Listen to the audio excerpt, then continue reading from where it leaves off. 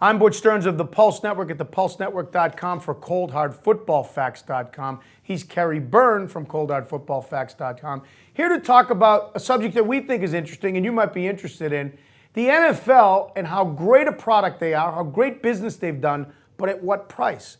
So let's talk about how great a product the NFL is. Kerry, as a business model, they're an unbelievable industry, professional football in this country. The league itself, when it comes to online marketing, when it comes to TV exposure, really is a model for almost any business out there. Well, NFL TV ratings and revenue are the envy of the sports world. I think we all know that.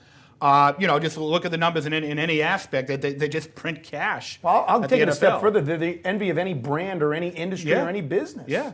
But that success comes with a bit of a price, Butch. And right now, the NFL has a $60 million attendance problem.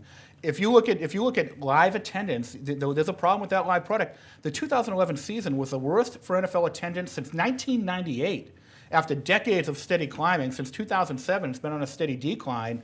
Attendance in 2011 was 3,000 people per game, lower than it was in 2007. Wow. Which translates into how much? Well, you add up the average price of an NFL ticket, it's about $77 times, 782,000, empty seats. That's $60 million. So, any organization that's leaving $60 million on the table, they want that money, right? And they got to find a way to recapture that money. Obviously, they're making a lot, but there's still money sitting on the table. So again, coldhardfootballfacts.com is all about the numbers, and your numbers that you're presenting here are saying that they lost $60 million at the gate. At the gate. Yeah. Partly because of the product they've built and the revenue streams they've developed now online where everybody's trying to do it. So while they've done a great job with that, it's coming at a price at the gate. Well, you know what? It's such a great product. It's well known in sports circles and in pop culture circles that NFL and television grew up together, right? Starting in the 50s and into the 60s, that's when the NFL came of age, along with TV. And nowadays with technology, it's better than ever, right? Everyone has a 46-inch high-def TV. You have TiVo. You have NFL Red Zone, which is a great invention. Fantasy on your home computer, right? And you have your own beer in your own bathroom in your own house. I mean, honestly, right? said a little differently, Kerry. You got to give me a reason to go to the stadium. Why am I leaving my couch? Why spend 12 hours between packing up your truck, getting down there, having a tailgate, going to the game, getting home? That's a long day. And I got to pay for it. And you got to pay big bucks for it too, right? So that home product is incredible. So the NFL has kind of created a monster in that its home product is so entertaining.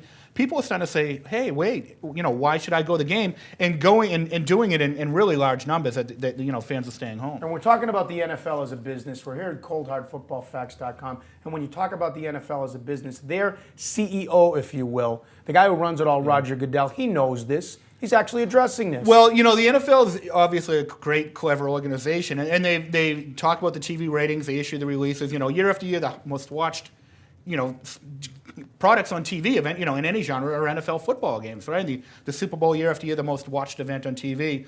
But Goodell did tacitly address the product with the live issue at the spring meetings when he basically said the NFL, they're looking at all kinds of enhancements to the product, to the live product, including adding Wi-Fi to NFL arenas and things like that, because they know fans want to follow their fantasy team. They want some of those comforts at home at the stadium. Can they make those changes? I don't know, Butch.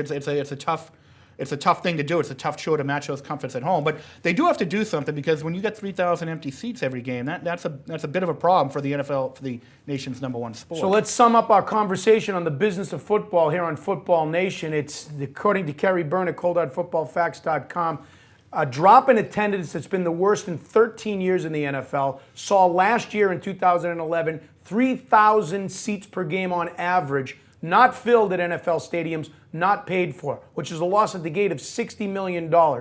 Yet, when you look at it, they still continue to create new revenue streams. They still continue to make their product great. It's something they know about. It's something they're addressing. It's a problem, but they're certainly addressing it as a business. They are addressing it, and ultimately the big fear is, what if it, would the product at home be as entertaining if the players are playing in front of empty stadiums? That crowd atmosphere is part of the entertainment value at home. So they do need to get people in there. And by the way, one issue with the attendance is this decline also coincided with the general economic downturn in the United States. So that's part of it. Maybe they have to look at lowering prices. There's a lot of things they can do. The technological enhancements of the stadium. There's a lot of things they can do. I'm confident the NFL will do it. But right now, it's something you have to think they're addressing behind the scenes. He's Kerry Byrne. I'm Butch Stearns for coldhardfootballfacts.com. This is Football Nation.